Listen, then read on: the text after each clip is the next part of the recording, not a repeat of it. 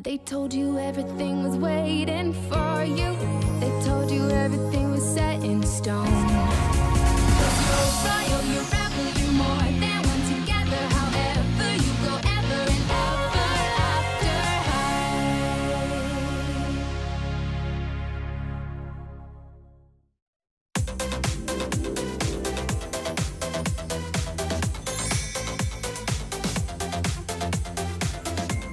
Започва новата учебна година и е време за екскурзията до градината на Завета.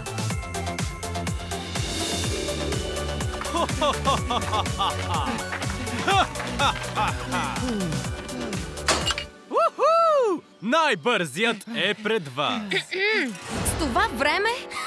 Нищо подобно! Ученици, нали не е нужно да ви напомням да се държите прилично, когато влезем в градината на Завета?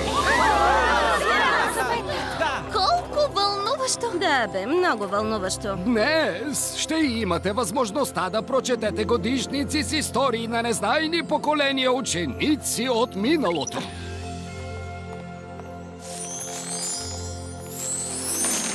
Чувала съм за това.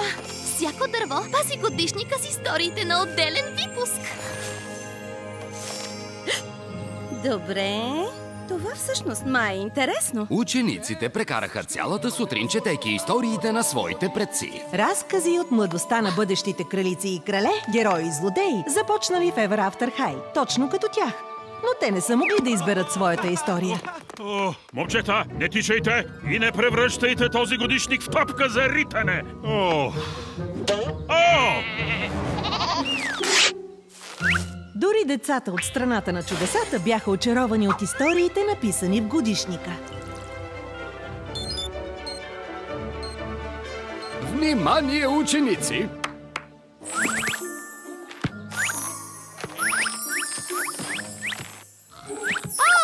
Надявам се, че тази екскурзия бе поучителна за вас.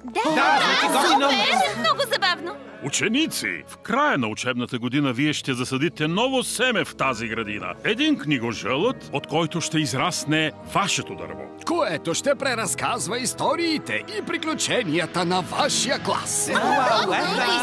Кой от вас желая да стане редактор на този много специален годишник? Ние искаме! И така, Рейвън и Епъл са на път да уловят най-добрите моменти. Както и най-лошите, събирайки историите от тяхната година, за да ги споделят с идните поколения.